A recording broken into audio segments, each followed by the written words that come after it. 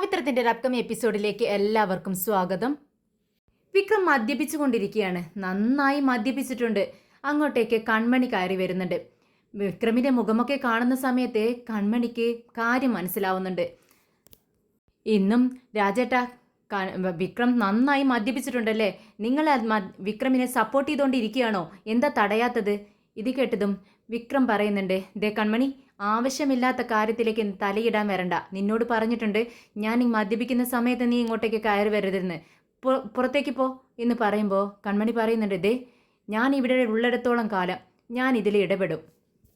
എനിക്കിതിങ്ങനെ കണ്ടുകൊണ്ടിരിക്കാൻ പറ്റത്തില്ല. ദേ ഇവർ നിന്നെ സപ്പോർട്ട് ചെയ്യുന്നു. നീ മദ്യപിക്കുക എന്ന് പറയുമ്പോൾ അതൊരു ലഹരിക്ക് വേണ്ടി മാത്രമല്ല. നീ ചെയ്തുകൊണ്ടിരിക്കുന്നത് നിന്റെ ശരീരത്തിന് ദോഷകരമായ തരത്തിലുള്ള മദ്യപാനമാണ്. അതിന് ഞാൻ സമ്മതിക്കത്തില്ല. ദേ കൺമണി, നീ പോകുന്നുണ്ടോ? ഇല്ലാന്നുണ്ടെങ്കിൽ എൻ്റെ കൈ നിന്റെ മുഖത്ത് പതിക്കും. ഇത് കേട്ടതും കൺമണി പറയുന്നുണ്ട്, ഓ അങ്ങനെയാണോ? അതിനും നിനക്ക് മടിയില്ലെങ്കിൽ എനിക്കത് കൊള്ളാനും ഒട്ടും മടിയില്ല. നീ നിനക്ക് ഇഷ്ടമുള്ളതുപോലെ ചെയ്യ്. പക്ഷേ ഞാൻ ചോദ്യം ചെയ്തുകൊണ്ടേയിരിക്കും. നീ ഇപ്പോൾ എന്തിനാ മദ്യപിക്കുന്നത്? ആ വേദ നിന്നെ വിട്ടുപോയതിനാണോ? വേദ നിന്നെ വിട്ടുപോയത് പല കാരണങ്ങളും കൊണ്ടായിരിക്കും. അതിനൊന്നാമത്തെ കാരണം നീ അവളോട് തെറ്റ് ചെയ്തു. അത് ശരിയല്ലേ? നീ ഒരാളെ കൊന്നിട്ടല്ലേ ജയിലിൽ പോയത്? അതിന് അവള് എന്ത് പിഴച്ചു? നീയാണ് തെറ്റ് ചെയ്തത്. എന്നിട്ട് ശിക്ഷ കുറ്റപ്പെടുത്തലും അവൾക്ക്. ഇത് കേട്ടതും ദേഷ്യം വരുന്നുണ്ട് വിക്രമിന്. വിക്രം പറയുന്നുണ്ട്, ദേ നിർത്ത്. നിന്നോട് മിണ്ടാതിരിക്കാനല്ലേ ഞാൻ പറഞ്ഞത്? നീ അവളെ സപ്പോർട്ട് ചെയ്യാണോ? എന്നെ അവളൊരു വട്ടം കൊന്നു കഴിഞ്ഞു. അവൾ എന്നെ വിട്ട് പോയന്ന് ഞാൻ ഒരു വട്ടം മരിച്ചതാ. രണ്ടാം വട്ടം മരിച്ചതെപ്പോഴാണ്, മുഴുവനായി മരിച്ചത് എപ്പോഴാണെന്ന് നിനക്കറിയാമോ? എൻ്റെ കുഞ്ഞിനെ അവൾ നശിപ്പിച്ചു കളഞ്ഞപ്പോൾ. പിന്നെ എന്തിനാ ഈ ശരീരം മാത്രമായി ഇങ്ങനെ ബാക്കി വെക്കുന്നത്? ഇതും നശിക്കട്ടെ, പതിയെ പതിയെ അങ്ങ് നശിച്ചു പോട്ടെ എന്ന് തന്നെയാണ് ചിന്തിക്കുന്നത്. വിക്രം, ഞാനൊന്ന് പറഞ്ഞോട്ടെ? ദേ മിണ്ടരുത്, മിണ്ടിപ്പോകരുത്. നിന്നോട് ഞാൻ അകത്തേക്ക് കയറി പോകാനല്ലേ പറഞ്ഞത്? അപ്പോഴേക്കും രാജേട്ടൻ ഇടപെട്ടു. വിക്രമിന് ദേഷ്യം ഇരട്ടിക്കുന്നു എന്ന് കണ്ടപ്പോൾ കൺമണിയോട് പറയുന്നുണ്ട്, ദേ കൺമണി, അവൻ്റെ സ്വഭാവം നിനക്കറിയാമെന്നതല്ലേ? ആരും ഒന്നും പറഞ്ഞാൽ അവന് ചെവിക്കൊള്ളത്തില്ല. അത് നിനക്ക് നന്നായിട്ട് അറിയാം. എന്നിട്ടും എന്തിനാ വെറുതെ ഇങ്ങനെ പറഞ്ഞുകൊണ്ടിരിക്കുന്നത്? നീ ഒന്നും ദയവ് ചെയ്ത് അകത്തേക്ക് പോവാവോ? അവൻ എന്താന്ന് വെച്ചാൽ ചെയ്യട്ടെ. നിങ്ങളെല്ലാവരും കൂടി തന്നെയാ അവനെ ഇങ്ങനെ നശിപ്പിക്കുന്നത്. സപ്പോർട്ട് ചെയ്യ്. എല്ലാവരും നന്നായി അവനെ സപ്പോർട്ട് ചെയ്തിരിക്ക്. ഞാൻ പോവാ എന്ന് പറഞ്ഞുകൊണ്ട് കൺമണി അകത്തേക്ക് കയറി പോകുന്നുണ്ട്. അതേസമയം നമ്മുടെ വേദയെ ഇല്ലാതാക്കാനുവാനുള്ള ഗൂഢാലോചന വേദയുടെ ശത്രുക്കൾ നടത്തിക്കൊണ്ടിരിക്കുകയാണ്. വേദ ഇടപെട്ട് പൂട്ടിച്ച മയക്കുമരുന്ന് കമ്പനിയുടെ ഓണറും ഭവാനിയും ചേർന്ന് വേദയെ ഇല്ലാതാക്കാനുള്ള പ്ലാൻ ചെയ്യുന്നു. അതിന് ഭവാനിക്ക് ഒരു സംഖ്യ തന്നെ കമ്പനി കൊടുക്കുന്നുണ്ട്. വേദ അവർക്ക് വാക്കു കൊടുക്കുന്നു. വേദയെ എത്രയും പെട്ടെന്ന് തന്നെ ഇല്ലാതാക്കുകയും ആ പഴി ആർക്കും തന്നെ ആരുടെ തലയിൽ തന്നെ വെക്കത്തില്ല, അത് നമ്മുടെ വിക്രമിൻ്റെ തലയിൽ വെച്ച് കെട്ടുമെന്ന് അവർക്ക് വാക്കു കൊടുക്കുന്നു. ഈ വിവരം പോലീസ് അറിയുന്നു. അങ്ങനെ ഈ വേദയുടെ ജീവൻ ആപത്തുണ്ട് എന്നുള്ള റിപ്പോർട്ട് പോലീസിന് ലഭിക്കുന്ന സമയത്ത് കപിലൻ ആ റിപ്പോർട്ടുമായി വേദയുടെ അടുത്തേക്ക് വരുന്നുണ്ട്. വേദയ്ക്ക് മുന്നിൽ നിൽക്കുന്ന കപിലിനോട് വേദ പറയുന്നുണ്ട്, ഇരിക്കു കപില, എന്താ പ്രത്യേകിച്ച്? അത് ഒരു വിവരമുണ്ട് മാഡം. എന്താ പറയൂ എന്ന് പറയുമ്പോൾ കപിലൻ പറയുന്നുണ്ട്, ഒരു ഇൻ്റലിജൻസ് റിപ്പോർട്ടുണ്ട്, നിങ്ങളുടെ മാഡത്തിൻ്റെ ജീവൻ ആപത്തിലാണ്.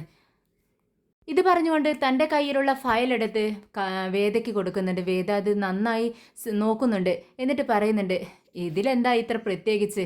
എൻ്റെ ജീവൻ ആപത്തുണ്ടെന്ന് പറഞ്ഞിട്ടല്ലേ എനിക്ക് ഗൺമാനെയൊക്കെ നിങ്ങൾ അറേഞ്ച് ചെയ്തിരിക്കുന്നത്. ഇനി അതിലും വലിയ പ്രശ്നങ്ങളുണ്ടോ? എനിക്ക് അങ്ങനെ ഉള്ളതായിട്ട് തോന്നുന്നില്ല. എന്നാൽ കപിലൻ പറയുന്നുണ്ട്, അങ്ങനെയല്ല മാഡം, ഇത് കുറച്ച് പ്രശ്നം തന്നെയാണ്. മാഡത്തിന് അത്രയ്ക്ക് തോന്നത്തില്ല, പക്ഷേ ഇത് കുറച്ച് ഒരു വലിയ പ്രശ്നമായിട്ട് തന്നെ മാഡം എടുക്കണം. ഇല്ല കപില, അങ്ങനെ എടുക്കാൻ എനിക്ക് പറ്റത്തില്ല. എനിക്ക് ഇനി ഒരു പ്രൊട്ടക്ഷനും വേണ്ട. എനിക്ക് പേഴ്സണലായിട്ട് പല കാര്യങ്ങളുണ്ട് കപില. എനിക്ക് പുറത്തോട്ട് പോകുമ്പോൾ എനിക്കും എൻ്റെ മോൾക്കും പ്രൈവസി വേണം. പക്ഷേ മറ്റുള്ളവരുടെ കണ്ണ് ഞങ്ങളുടെ ദേഹത്തുണ്ടെന്ന് വിചാരിക്കുന്ന നിമിഷം ഞങ്ങളുടെ പ്രൈവസി നഷ്ടപ്പെടും. അതുകൊണ്ട് തന്നെ അങ്ങനെയുള്ള ഒരു പ്രൊട്ടക്ഷനും ഞങ്ങൾക്ക് ആവശ്യമില്ല. എന്നെ സൂക്ഷിക്കാൻ എനിക്കറിയാം, നന്നായിട്ടറിയാം കപില എന്ന് പറയുമ്പോൾ കപില ആകെ വിഷമാകുന്നുണ്ട്. മാഡത്തിൻ്റെ ജീവൻ ആപത്തുണ്ട് മാഡം, ഇത് ഒരു ഇൻ്റലിജൻസ് റിപ്പോർട്ടാണ്. ഇത് കുറച്ച് വിശ്വസിക്കാവുന്ന തരത്തിലുള്ളത് തന്നെയാണ്. ഞാനത് സെർച്ച് ചെയ്തതാണ് മാഡം. പ്ലീസ് ഞങ്ങൾ പറയുന്നതൊന്ന് കേൾക്കണമെന്ന് പറയുമ്പോൾ വേദ അതിനോട് അനുകൂലിക്കുന്നില്ല. ഒരു പ്രൊട്ടക്ഷനും എനിക്ക് ആവശ്യമില്ല. ഇപ്പോൾ ഉള്ളത് തന്നെ ധാരാളം എന്ന് പറഞ്ഞ് കപിലനെ അവിടെ നിന്നും പറഞ്ഞയക്കുന്നുണ്ട്. വിഷമിച്ചിരിക്കുന്ന കമലാമ്മയോട് നന്ദിനി പറയുന്നുണ്ട്, അമ്മേ, അടുത്ത വീട്ടിലെ ആ ചേച്ചി എന്നോട് പറഞ്ഞു നമ്മുടെ വീട്ടിലെ ഇപ്പോഴത്തെ പ്രശ്നങ്ങളൊക്കെ തീരണമെങ്കിൽ നമ്മുടെ വേദയും വിക്രമും ഒരുമിച്ച് ഇവിടെ അടുത്തുള്ള അമ്പലമുണ്ടല്ലോ, ആ അമ്പലത്തിൽ ചെന്ന് ഒരുമിച്ച് വിളക്ക് വെച്ചാൽ ആപത്തെല്ലാം മാറിക്കിട്ടുമെന്നാണ് പറയുന്നത്. ഇത് കേട്ടതും കമലാമ്മയ്ക്ക് കുറച്ച് ആശ്വാസമാകുന്നുണ്ട്. കമലാമ്മ പറയുന്നുണ്ട് വിശ്വത്തിനോടും വിനയനോടും, നിങ്ങൾ രണ്ടുപേരും അവരോട് ചെന്ന് സംസാരിക്കണം. അന്നത്തെ പോലെ അച്ഛന് ബലിയിടാൻ അവർ രണ്ടുപേരും ഒരുമിച്ച് വന്നില്ലേ, അതുപോലെ ഒരുമിച്ച് ഒരു തവണയെങ്കിലും അമ്പലത്തിൽ വന്ന് വിളക്കി വെക്കാൻ പറയണം. നമ്മുടെ എല്ലാവരുടെയും നല്ലതിന് വേണ്ടിയല്ലേ എന്ന് പറയുമ്പോൾ വിശ്വനും വിനയനും പരസ്പരം നോക്കുന്നുണ്ട്. അമ്മേ, എന്താ ഈ പറയുന്നത്? ഇനി അങ്ങനെയൊന്നും പറയരുത്. ഒരു തവണ തന്നെ അവരെ രണ്ടുപേരെയും ഞങ്ങൾ കൊണ്ടുവരണമെന്ന പെട്ട പാട് ഞങ്ങൾക്ക് മാത്രമേ അറിയത്തുള്ളൂ. ഇനി അമ്മ അങ്ങനെ അവർ വരണമെന്ന് വാശി പിടിക്കരുത്. ഇനി അവർ വരത്തുമില്ല. ഞങ്ങൾക്ക് അവരോട് അങ്ങനെ ആവശ്യപ്പെടാനും പറ്റത്തില്ല. അതേ സമയം ശ്രീജയോട് കമലാമ്മ പറയുന്നുണ്ട്, ശ്രീജെ, നീ എന്ത് പറഞ്ഞാലും വേദ കേൾക്കുന്നതല്ലേ. ഇത്തവണത്തേക്ക് ഒരു തവണ കൂടി നീ അവരോടൊന്ന് സംസാരിക്കേ. ഉടനെ ശ്രീജയും കൈമലർത്തുന്നുണ്ട്. ശ്രീജ പറയുന്നുണ്ട്, ദേ അമ്മേ, വിക്രമിനോട് എങ്ങനെയെങ്കിലുമൊക്കെ സംസാരിക്കാൻ എനിക്ക് പറ്റും. പക്ഷെ വേദയുടെ അടുത്തേക്ക് എനിക്ക് പോവാനേ പറ്റത്തില്ല. ഇക്കാര്യം പറഞ്ഞാൽ അവൾ എന്നോട് പറഞ്ഞിട്ടുണ്ട്, ഇനി മേലാൽ ഈ ഒരു ആവശ്യം കൊണ്ട് അങ്ങോട്ടേക്ക് ചെല്ലരുതെന്ന്. അതുകൊണ്ട് പറ്റത്തില്ല. അമ്മ എന്നോട് ഒരു ദേഷ്യവും തോന്നരുത് കേട്ടോ എന്ന് പറയുകയാണ്.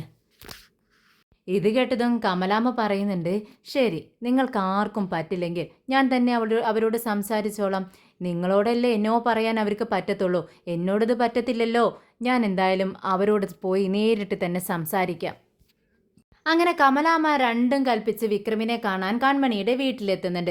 അങ്ങനെ കൺമണിയും അച്ഛനും കമലാമ്മയെ കണ്ടതും പുറത്തേക്ക് നല്ല സന്തോഷത്തോടെ, അമ്മ വരൂ, അമ്മ ഇരിക്കൂ എന്ന് പറഞ്ഞുകൊണ്ട് വരുവാണ്. ഞാൻ ഇരിക്കുന്നില്ല, എവിടെ വിക്രം ഇവിടെ ഉണ്ടോ എന്ന് ചോദിക്കുകയാണ്. ആ ഉണ്ട്, എന്ത് പറ്റി അമ്മേ എന്ന് ചോദിക്കുമ്പോൾ, എനിക്ക് മുഖ്യമായ ഒരു കാര്യം അവനോട് സംസാരിക്കാനുണ്ട്, അവനെ ഒന്ന് വിളിക്കുമോ എന്ന് ചോദിക്കുകയാണ്. ഇതേ നേരം അവർ രണ്ടുപേരും അച്ഛനും മകളും പരസ്പരം നോക്കുകയാണ്.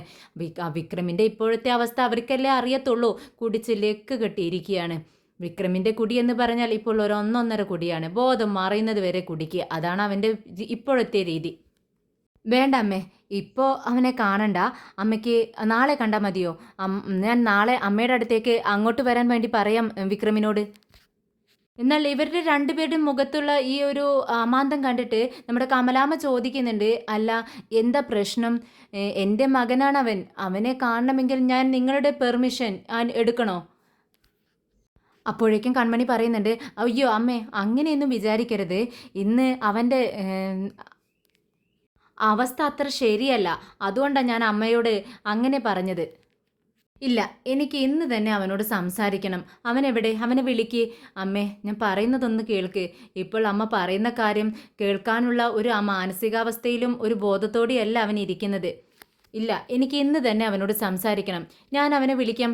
വിക്രം, വിക്രം, നീ എവിടെയാ എന്നിങ്ങനെ ചോദിക്കാട്ടോ, വിളിച്ച് ചോദിക്കുന്നുണ്ട് കമലാമ്മ. ഇത് കേട്ട് കൺമണി പറയുന്നുണ്ട്, ഇല്ല, അമ്മ വരൂ, അമ്മ അവൻ്റെ അടുത്തേക്ക് ഞാൻ അമ്മയെ കൊണ്ടുപോവാം. അങ്ങനെ ബാൽക്കണിയിലേക്ക് കൊണ്ടുപോവുകയാണ് നമ്മുടെ കമലാമ്മയെ. വിക്രം അവിടെ ഇരുന്നാണ് മദ്യപിക്കുന്നത്. കമലാമ്മ അകത്തേക്ക് ചെല്ലുമ്പോൾ അവിടെ കാണുന്ന കാഴ്ച ആകെ ഞെട്ടിക്കുന്നതാണ്. കുടിച്ച് ലെക്ക് കെട്ട് ഒരു ബോട്ടിലും കൈ പിടിച്ചുകൊണ്ടിരിക്കുന്ന വിക്രമിനെയാണ് കമലാമ്മ കാണുന്നത്.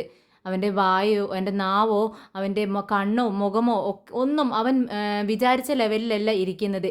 ആകെ കുഴഞ്ഞ മട്ടിലാണ്. എന്നാൽ കമലാമ്മയെ കണ്ടതും വിക്രം കുഞ്ഞു കുട്ടികളെ പോലെ പൊട്ടിക്കരയാണ്. അത് കണ്ടതും കമലാമ്മ വിക്രം, വിക്രം എന്നിങ്ങനെ വിളിക്കാട്ടോ, അമ്മ എന്ന് വിളിച്ചുകൊണ്ട് വിക്രം ഇരുന്ന് കരയുവാണ്.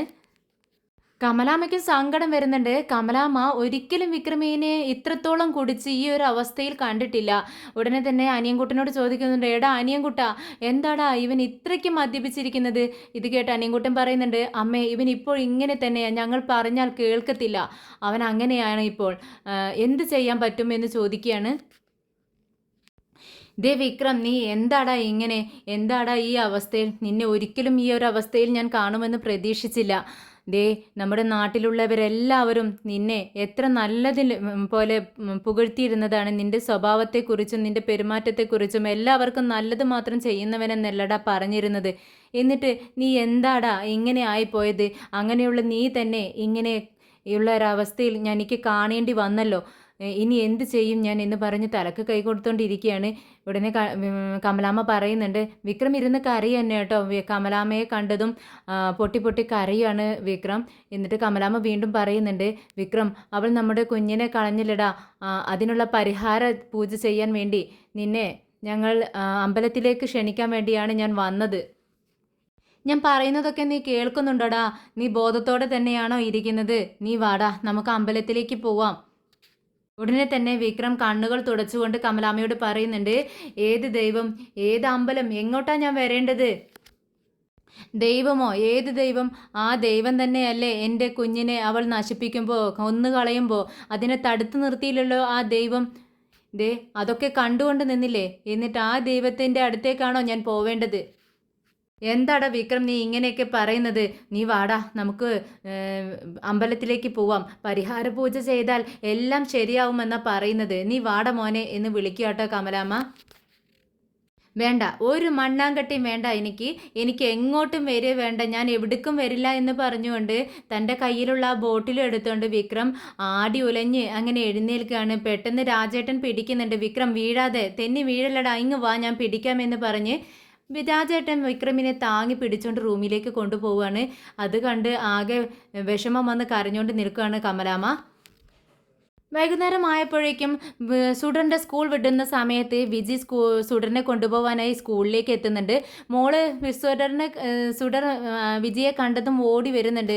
വിജിയമ്മേ എന്ന് വിളിച്ചുകൊണ്ട്, മോളെ എന്തൊക്കെയുണ്ട് ഇന്ന് സ്കൂളിലെ വിശേഷം? ഫുഡൊക്കെ കഴിച്ചോ എന്ന് ചോദിക്കുകയാണ്. ആ ഫുഡെല്ലാം ഞാൻ മൊത്തം കഴിച്ചു വിജിയമ്മേ എന്ന് പറയുമ്പോൾ ഒരു കുഞ്ഞു മോള് വന്നിട്ട്, ഇന്നത്തെ ഹോംവർക്ക് തന്നില്ലേ, അതൊന്ന് എനിക്ക് കാണിച്ചു തരാമോ, നോക്കട്ടെ എന്ന് പറയാട്ടോ മോളോട്. അപ്പോൾ അങ്ങനെ മോള് ബാഗ് എടുത്ത് തുറന്ന് കാണിച്ചു കൊടുക്കുകയാണ്. ആ മോളുടെ അമ്മയും ആ മോളെ പിക്ക് ചെയ്യാൻ വേണ്ടി വന്നിട്ടുണ്ട്. മോളുടെ അമ്മയെ കണ്ടപ്പോൾ വിജി ഇങ്ങനെ സൂക്ഷിച്ച് നോക്കുന്നുണ്ട്. എന്നിട്ട് ചോദിക്കുന്നുണ്ട്, ഞാൻ നിങ്ങളെ എവിടെയോ കണ്ടിട്ടുണ്ടല്ലോ. അപ്പോൾ അവർ പറയുന്നുണ്ട്, ഞാൻ പോലീസാണ് മാഡം, നിങ്ങളുടെ വീട്ടിൽ ഞാൻ വന്നിട്ടുണ്ട് കളക്ടർ മാഡത്തെ കാണാൻ എന്ന് പറയുമ്പോഴാണ് വിജിക്ക് ആളെ മനസ്സിലാവുന്നത് ഇതൊരു പോലീസുകാരിയാണെന്നുള്ള വിവരം. എന്നാൽ ഇതെല്ലാം കേട്ടുകൊണ്ട് വിക്രമം കൂട്ടുകാരും കുറച്ച് അപ്പുറത്ത് മാറി നിൽക്കുന്നുണ്ട്. ആ സ്ത്രീ അവരുടെ അടുത്ത് നിന്നും പോയതും വിക്രമും ഫ്രണ്ട്സും അവരുടെ സുഡറിൻ്റെ അടുത്തേക്ക് വരികയാണ്. സുഡറിനെ കണ്ടതും വളരെ എനർജറ്റിക് ആവുകയാണ്. വിക്രമിനെ കണ്ടതും വളരെ ഉഷാറായി നിൽക്കുകയാണ് കേട്ടോ സുഡർ. ഹായ് സിംബ, സ്കൂൾ വിട്ടതും നീ വന്നല്ലോ, ഗുഡ് ബോയ് ആണെന്ന് പറയാണ്. രാജേട്ടാ, എനിക്ക് കളർ പെൻസിൽ വാങ്ങിച്ചു തരാമെന്ന് പറഞ്ഞില്ലേ, വാങ്ങിച്ചോ എന്ന് ചോദിക്കുന്നുണ്ട് സുഡർമോള്. ആ മോള് പറഞ്ഞാൽ വാങ്ങിക്കാതിരിക്കോ? മോൾ എന്ത് പറഞ്ഞാലും ഞങ്ങൾ അപ്പം തന്നെ വാങ്ങിച്ചു തരില്ലേ. ദേ വണ്ടിയിലിരിക്കുന്നുണ്ട്, മോള് വാ എന്ന് പറഞ്ഞുകൊണ്ട് മോളെയും കൂട്ടിക്കൊണ്ട് വണ്ടിയുടെ അടുത്തേക്ക് നടക്കുന്നുണ്ട് അവർ. മോൾ രാജേട്ടനോടൊപ്പം പോയതും വിക്രം വിധിയോട് ചോദിക്കുന്നുണ്ട്, അല്ല അത് പോലീസുകാരെ നിങ്ങളോട് ചോദിക്കുന്നത് കണ്ടു, നിങ്ങളെ കളക്ടർ മാഡത്തിൻ്റെ വീട്ടിൽ കണ്ടു എന്നാണല്ലോ പറഞ്ഞത്, നിങ്ങൾ അവരുടെ റിലേറ്റീവ് ആണോ, എന്താ സംഭവം എന്ന് ചോദിക്കുകയാണ്. ഉടനെ പെട്ടെന്ന് വിജിക്ക് എന്ത് പറയണമെന്ന് അറിയുന്നില്ല. വിക്രം ഇക്കാര്യം കേട്ടത് വിജിക്ക് അറിയത്തുമില്ല. പെട്ടെന്ന് വിക്രം ആ ചോദ്യം ചോദിച്ചപ്പോൾ വിജി പറയുന്നുണ്ട്, അതെന്താ അങ്ങനൊരു ചോദ്യം, നിങ്ങളും കളക്ടറുമായിട്ട് എന്താ ബന്ധം, ആ പോലീസുകാരും കളക്ടറുമായിട്ട് എന്താ ബന്ധം, അതുപോലത്തെ ഒരു ബന്ധം തന്നെ ഞാനുള്ളൂ. എൻ്റെ മോള് പഠിക്കുന്ന ഈ സ്കൂളിലെ പാരൻസും ഞാനും ചെന്ന് ഒരു ഫംഗ്ഷന് വേണ്ടി മാഡത്തെ ക്ഷണിക്കാൻ വേണ്ടി ഞങ്ങൾ അവിടെ പോയിരുന്നു. അന്നേരം ഈ മാഡം അവിടെ ഉണ്ടായിരുന്നു കാണും, അപ്പോഴായിരിക്കും എന്നെ കണ്ടിട്ടുണ്ടാവുക. ഉടനെ തന്നെ വിക്രം ചോദിക്കുന്നുണ്ട്, അവരങ്ങനെയല്ലല്ലോ പറഞ്ഞത്, നിങ്ങൾ അവിടെ ഉണ്ടായിട്ടുണ്ടായിരുന്നു എന്നല്ലേ പറഞ്ഞത്, അപ്പോൾ നിങ്ങളവിടെ അവരുടെ ആരെങ്കിലും ആയിരുന്നോ എന്ന് ചോദിക്കുമ്പോൾ, വിക്രം സാറേ, നിങ്ങൾക്ക് തോന്നിയതാ, അവരങ്ങനെയൊന്നുമല്ല പറഞ്ഞ്, അവിടെ വെച്ച് നിങ്ങളെ കണ്ടല്ലോ എന്നല്ലേ പറഞ്ഞത്. എന്താ ഇനിയിപ്പോൾ ഞാനും മാഡവും തമ്മിൽ വല്ല ബന്ധവുമുണ്ടെങ്കിലും നിങ്ങൾക്ക് എന്താ പ്രശ്നം എന്ന് ചോദിക്കുകയാണ് വിക്രമിനോട്. ഉടനെ തന്നെ വിക്രം പറയുന്നുണ്ട്, ഇല്ല, അങ്ങനെ പാടില്ല, പിന്നെ അവരുടെ സ്വഭാവം നിങ്ങൾക്ക് അറിയാഞ്ഞിട്ടാ, അവരൊരു ദുഷ്ടയാ, അത്ര നല്ല സ്ത്രീയൊന്നും അല്ല, അവരെന്തും ചെയ്യാൻ മടിക്കത്തില്ല, അവരൊരു മനുഷ്യ സ്ത്രീ അല്ല എന്ന് പറയാട്ടോ. ഇത് കേട്ടിട്ട് വിജി ചോദിക്കുന്നുണ്ട്, അല്ല നിങ്ങൾ എന്താ ഇപ്പം ഇങ്ങനെയൊക്കെ സംസാരിക്കുന്നത്, കളക്ടർ മേഡത്തെ അവൾ ഇവൾ എന്നൊക്കെ സംബോധന ചെയ്യുന്നല്ലോ, അതെന്താ അങ്ങനെയെന്ന് ചോദിക്കുകയാണ്. സോറി, എന്നോട് അവളെ പറ്റി ഒന്നും ചോദിക്കരുത്. പിന്നെ നിങ്ങളോട് ഇങ്ങനെയൊക്കെ സംസാരിക്കേണ്ടി വന്നതിൽ സോറി. നിങ്ങൾ മോളെ നന്നായി സൂക്ഷിക്കണം, നന്നായി നോക്കണം. ഇത് കേട്ട് വിജി പറയുന്നുണ്ട്, തലകുലുക്കി സമ്മതിക്കട്ടോ. ശരി ശരി. ഇല്ല, ഇനി കളക്ടർ മാഡത്തിൻ്റെ മുന്നിൽ സുഡറിനെ ഞാൻ കാണിക്കത്തേ ഇല്ല. പോരെ, അത്രയും മതിയോ എന്ന് ചോദിക്കുമ്പോൾ ശരി എന്ന് പറഞ്ഞുകൊണ്ട് വണ്ടിക്ക് അടുത്തേക്ക് പോകുന്നുണ്ട് അവർ. അപ്പോഴാണ് സുഡർ വണ്ടിയിൽ നിന്നും ക്രയോൺസ് എടുത്തുകൊണ്ട് താഴേക്ക് ഇറങ്ങുന്നത്. ദേ കണ്ടോ സിംബ, എന്താ ഇത്? ഞാൻ വലിയ ക്രയോൺസ് വാങ്ങാനാ പറഞ്ഞത്, എന്നിട്ട് വാങ്ങിച്ച് വച്ചിരിക്കുന്നതോ ചെറിയ ക്രയോൺസ്. ഇതല്ല ഞാൻ പറഞ്ഞത്. ഉടനെ തന്നെ വിക്രമ ക്രയോൺസ് വാങ്ങിച്ചു നോക്കിയിട്ട് രാജേട്ടനോട് പറയുന്നുണ്ട്, ബ്ലഡി റാസ്കൽ, കണ്ടോ മോള് പറയുന്നതല്ല വാങ്ങിച്ചു വെച്ചിരിക്കുന്നത്, ചെറിയ ക്രയോൺസ് ആണ് വാങ്ങിയതല്ലേ, മോള് വലുതല്ലടോ പറഞ്ഞത്. അപ്പോൾ രാജേട്ടൻ പറയുന്നുണ്ട്, ഓഹോ, ഇപ്പോൾ നിങ്ങളെല്ലാവരും ഒന്ന്, ഇത് വാങ്ങിച്ചത് ഞാനാണല്ലേ? ഞാൻ റാസ്കളല്ലേ? ശരി ശരി, സമ്മതിച്ചു ഞാൻ. ഉടനെ തന്നെ രാജേട്ടനോ വിക്രം മോളോട് പറയുന്നുണ്ട്, ദേ മല പോലെ വളർന്നേ ഉള്ളൂ മോളെ, ഒരെണ്ണത്തിനും ബുദ്ധിയില്ല. നാളെ വരുമ്പോൾ മോൾക്ക് ഇഷ്ടപ്പെട്ടത് തന്നെ ഞാൻ വാങ്ങിച്ചുകൊണ്ട് വന്നേക്കാം. ഓ, അപ്പോൾ ഈ രാജേട്ടൻ ബാഡ് ബോയ് ആണല്ലേ? ശരി, ഇന്ന് നീ എന്നെ എങ്ങോട്ടാ കൊണ്ടുപോകുന്നതെന്ന് ചോദിക്കുന്നുണ്ട് മോള് വിക്രമിനോട്. ആഹാ, ഇന്നും നിനക്ക് എങ്ങോട്ടെങ്കിലുമൊക്കെ പോണോ? ശരി, നീ പറ, എങ്ങോട്ടാ പോകേണ്ടത്? എനിക്ക് അറിയത്തില്ല സിംബ, എവിടെ പോകണമെന്ന് എനിക്കറിയത്തില്ല, അത് നീ തന്നെ തീരുമാനിക്ക്. ഉടനെ വിക്രം പറയുന്നുണ്ട്, ദേ ഇവിടെയുള്ള എല്ലാ സ്ഥലത്തും നമ്മൾ പോയി, എന്നാൽ നമുക്ക് ഐസ്ക്രീം കഴിക്കാൻ പോയാലോ? അത് കേട്ടതും വിജിക്ക് പേടിയായി. വിജി പറയുന്നുണ്ട്, ദേ വേണ്ട വേണ്ട, അങ്ങോട്ട് മാത്രം പോണ്ട, വേറെ എവിടെ വേണമെങ്കിലും പോവാം. ഉടനെ വിക്രം ചോദിക്കുന്നുണ്ട്, എന്നാൽ നമുക്ക് അമ്പലത്തിൽ പോയാലോ? ഉടനെ മോള് പറയുന്നുണ്ട്, ഹേയ് വേണ്ട വിക്രം, സിംബ, അമ്പലത്തിൽ പോണ്ട, അന്ന് നമ്മൾ അമ്പലത്തിൽ പോയില്ലേ? അല്ല, നിന്റെ വീട് എവിടെ? ഉടനെ രാജേട്ടൻ പറയുന്നുണ്ട്, ദേ വീട് ഇവിടെ അടുത്ത് തന്നെ എൻ്റെ മോളെ, എന്തിനാ ചോദിച്ചത്? എന്നാൽ നമുക്ക് നിന്റെ വീട്ടിൽ പോവാം. ആഹാ, അങ്ങനെയാണോ? അനിയൻകുട്ടൻ പറയുന്നുണ്ട്, അങ്ങനെയാണെങ്കിലേ നീ ഞങ്ങളുടെ വീട്ടിൽ വന്നാൽ ഞങ്ങൾക്ക് എല്ലാവർക്കും വളരെ സന്തോഷമാവും. അത് കേട്ടതും മോള് പറയുന്നുണ്ട്, എന്നാൽ നമുക്ക് നിങ്ങളുടെ വീട്ടിൽ തന്നെ പോവാം. സൂപ്പർ സിംബ, വാ നമുക്ക് നിന്റെ വീട്ടിൽ തന്നെ പോവാമെന്നും പറഞ്ഞുകൊണ്ട് വിജിയുടെ കൈ പിടിച്ച് വണ്ടിയിലേക്ക് കയറാൻ വേണ്ടി പോവുകയാണ് സുഡർമോള്. അവരങ്ങ് പോയതും വിക്രം അവരുടെ നേരെ തിരിയുന്നുണ്ട്, രാജേട്ടന് നേരെ. നിങ്ങൾ എന്താണ് ഈ കാണിച്ചത്? മോളെയും കൊണ്ട് വീട്ടിലേക്ക് പോവാനോ? വിക്രം, അത് നല്ല കാര്യമല്ലേ? എന്ത് നല്ല കാര്യമെന്നാ നിങ്ങളീ പറയുന്നത്? അവിടെ കുടിച്ച് മദ്യപിച്ച ബോട്ടിലെല്ലാം അങ്ങനെ ഇട്ടിരിക്കുകയാണ്, അതൊന്നും ക്ലീൻ ചെയ്തിട്ടില്ല, അതെല്ലാം കൊച്ചു കാണത്തില്ലടാ. അനിയൻകുട്ടൻ്റെ കവളത്തിട്ട് 2 കൊടുക്കുക കേട്ടോ വിക്രം. എന്നിട്ട് പറയുന്നുണ്ട്, ദേ മര്യാദക്ക് കുഞ്ഞ് വരുമ്പോഴേക്കും ബോട്ടിലെല്ലാം അവിടുന്ന് എടുത്തു മാറ്റി ക്ലീൻ ചെയ്തോളണം. ഞാൻ മോളെയും കൊണ്ട് അങ്ങോട്ട് വരുമ്പോഴേക്കും ഓടടാ ഓടെന്ന് പറഞ്ഞ് രാജേട്ടനെയും അനിയൻകുട്ടനെയൊക്കെ അവിടെ നിന്ന് ഓടിച്ച് വിടുകയാണ്. ഞാൻ വരുമ്പോഴേക്കും വീട് ക്ലീൻ ആയിരിക്കണം, ഒരു ബോട്ടിൽ പോലും മോള് വരുമ്പോൾ അവിടെ ഉണ്ടാവാൻ പാടില്ല എന്ന് വിക്രം വിളിച്ച് പറയുകയാണ്. അങ്ങനെ അവരവിടെ നിന്നും ഓടുന്നുണ്ട്.